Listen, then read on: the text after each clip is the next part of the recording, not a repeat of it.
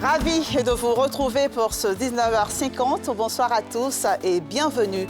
La vie est chère en Côte d'Ivoire. Les Ivoiriens s'en plaignent. Le gouvernement est monté au créneau.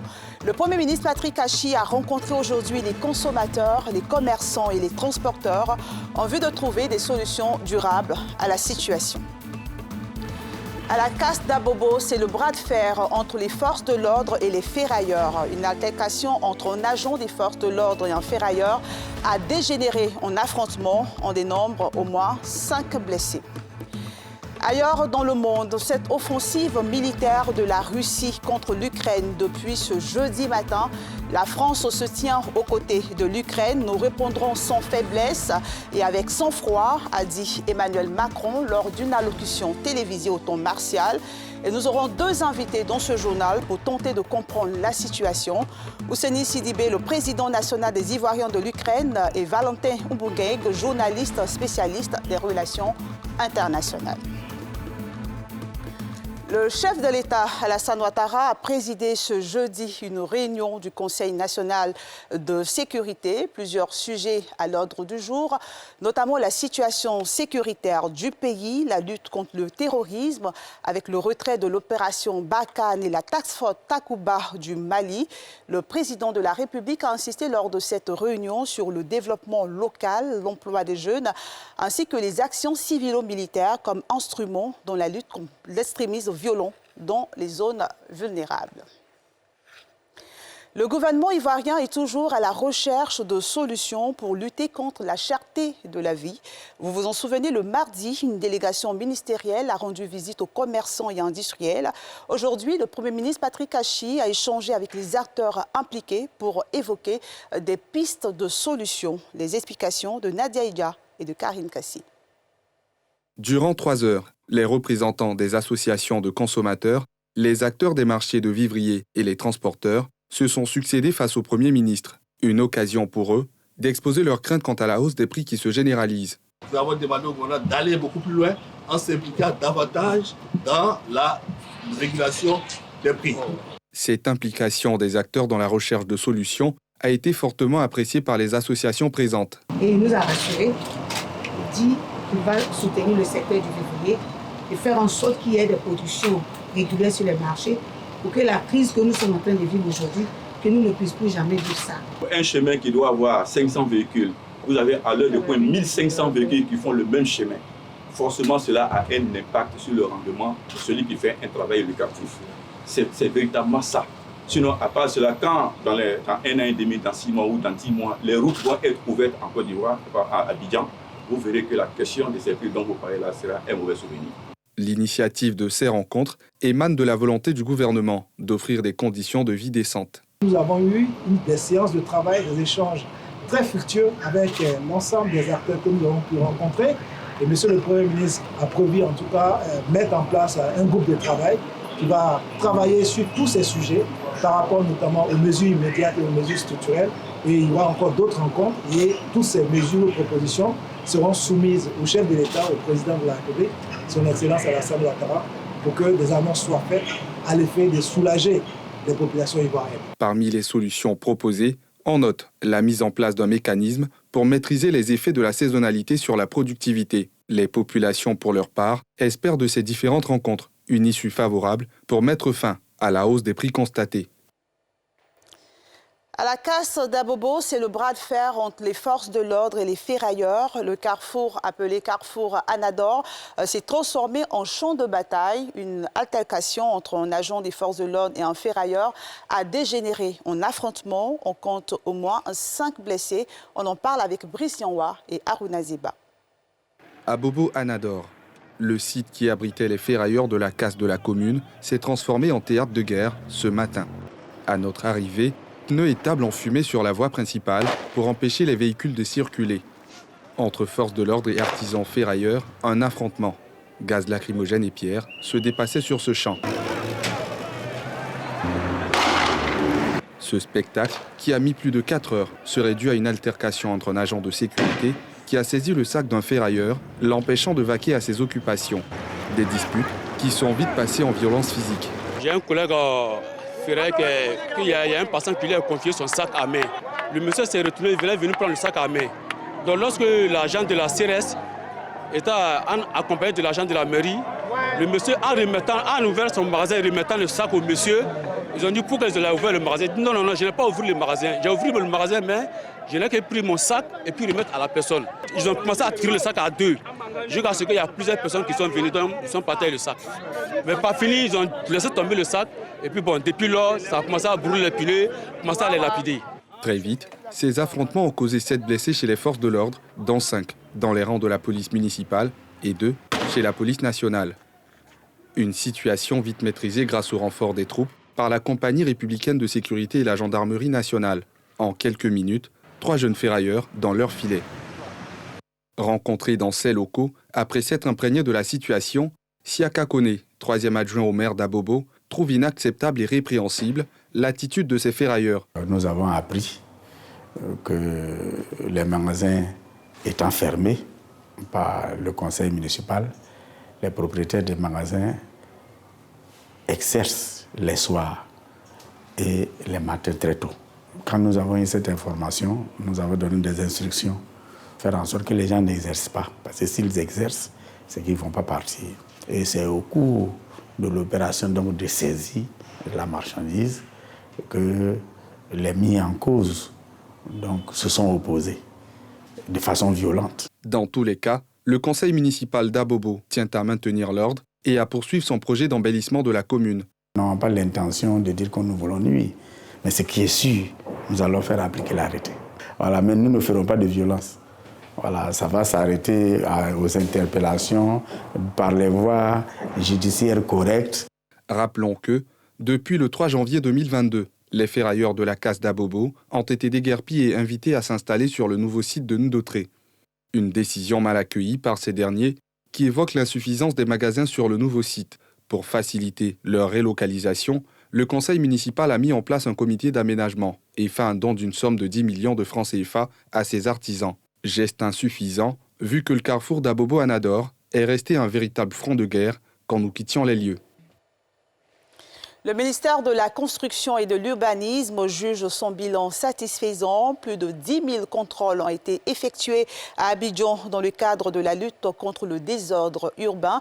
C'est ce que l'on retient de la conférence de presse du ministre Bruno Koné. Les réformes au niveau de son département, l'épineuse question des logements sociaux ont également été abordées. Salifia Lekwe, Eric Kimou. Le ministre de la Construction, du Logement et de l'Urbanisme était face à la presse ce jeudi matin. Plusieurs sujets au menu, notamment les réformes dans son secteur ces dernières années.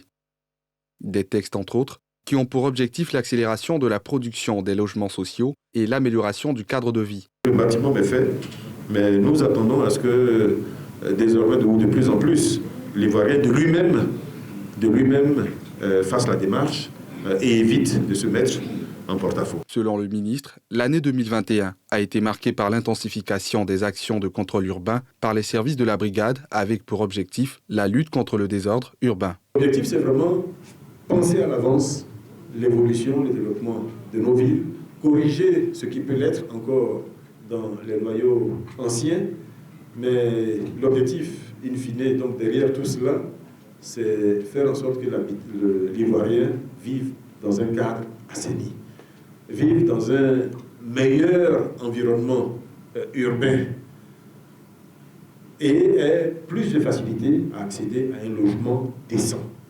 Que ce soit en location, que ce soit en location-vente, que ce soit en propriété, peu importe, mais l'objectif c'est de faciliter l'accès à un logement décent. Par ailleurs, la restructuration de plusieurs quartiers précaires est annoncée. Il s'agit de Yopougongesco, Abobo PK18, Koumassi Campement, Accro Mambla, Divo 1 et 2. Le monde entier a les yeux rivés vers l'Ukraine où un nouveau chapitre s'est ouvert dans la crise.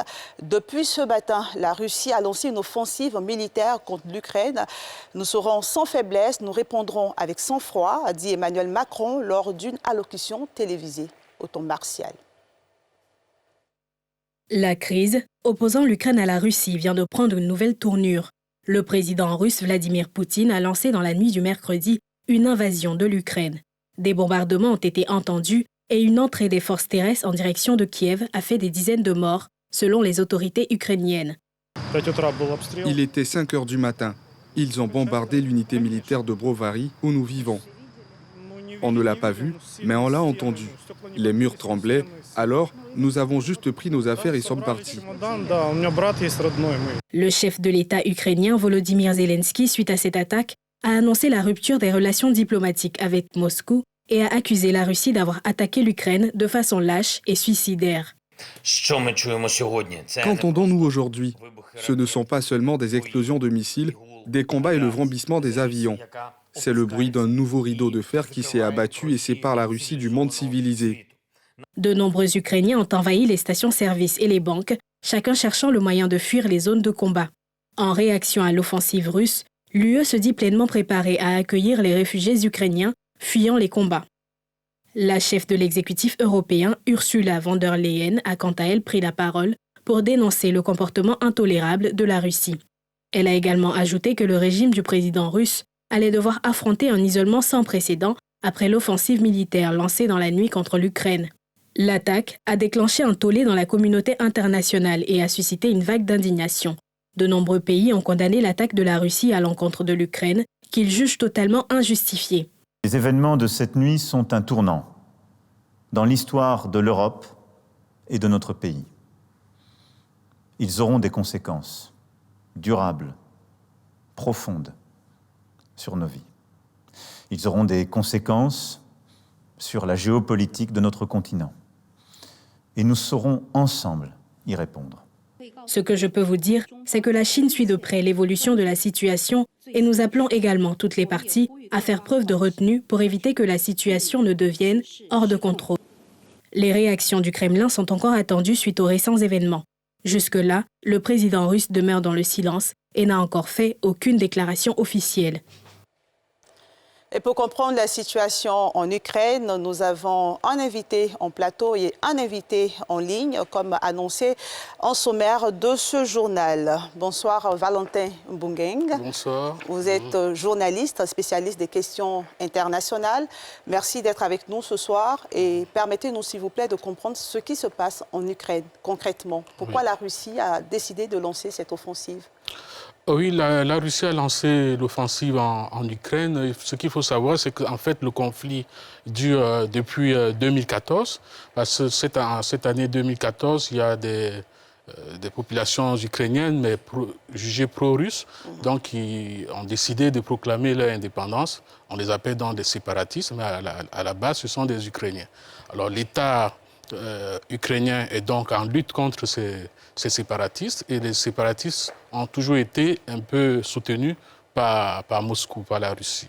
Alors ce qui se passe aujourd'hui, c'est que ces pays ont soutenu, certes, ces pays, disons, de l'Est soutiennent leur sécession, ils veulent donc être indépendants de l'Ukraine, et ce qui a poussé davantage Moscou à réagir aujourd'hui, c'est le fait que l'Ukraine, depuis 2020, a commencé à intensifier dans sa coopération avec le bloc occidental, notamment au sein de l'OTAN, l'organisation du traité de l'Atlantique Nord, qui avait été créée au lendemain pendant la guerre froide, pour pouvoir contenir justement ce que représentait à l'époque la menace soviétique. Okay. Alors, il y a de plus en plus les Ukrainiens font des manœuvres militaires aux portes donc de la Russie, et ce qui est vécu très durement par la Russie, qui avait essayé d'obtenir justement des Occidentaux que l'OTAN ne puisse pas être redéployée vers l'Est. OK. Mais alors, il y a une question, merci pour ces explications, une question qui revient sur toutes les lèvres, c'est quels sont les enjeux véritables de cette crise-là?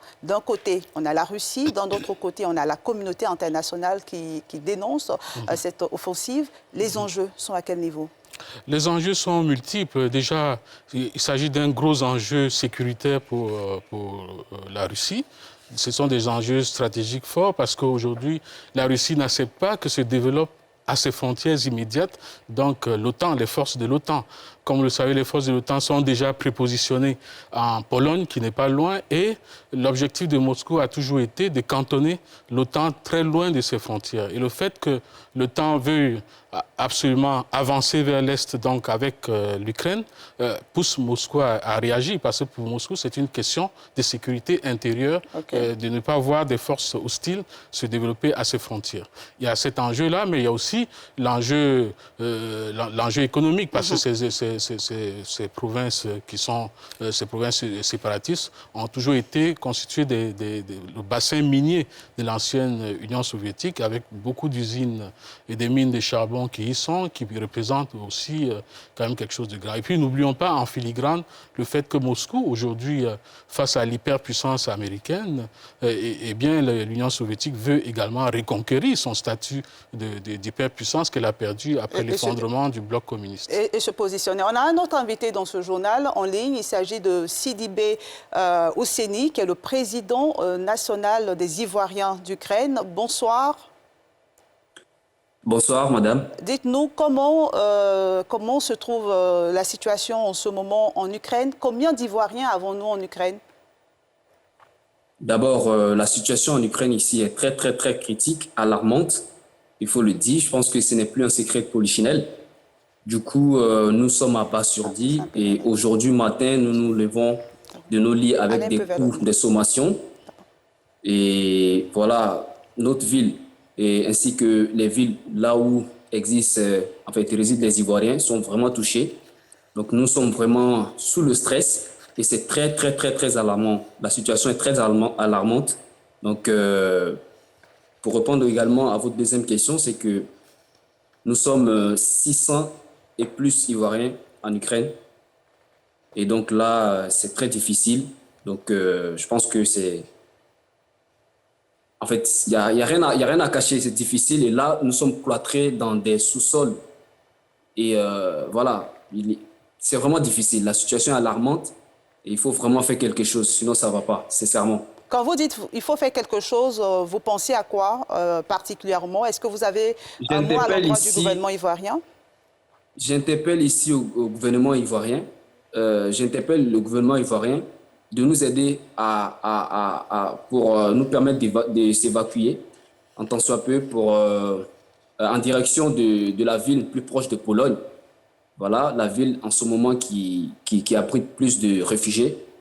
Et donc, nous demandons l'aide du gouvernement ivoirien pour que nous puissions nous déplacer et pourquoi pas, en tant que président national, permettre à tous nos compatriotes sur l'étendue du territoire ukrainien de mobiliser toute personne en situation ou en zone critique, de pouvoir aussi migrer vers Lvov, Lviv, comment dirais-je, qui est à la frontière de l'Ukraine et la Pologne. Merci, M. Ousseni. On entend bien cet appel d'aide lancé à l'endroit du gouvernement ivoirien. Valentin, alors dites-nous, tout le monde est inquiet. Est-ce que nous sommes en train d'aller vers une troisième guerre mondiale? Comment ça va se passer? Troisième guerre mondiale, peut-être pas dans l'immédiat, mais vers une guerre assez importante, oui.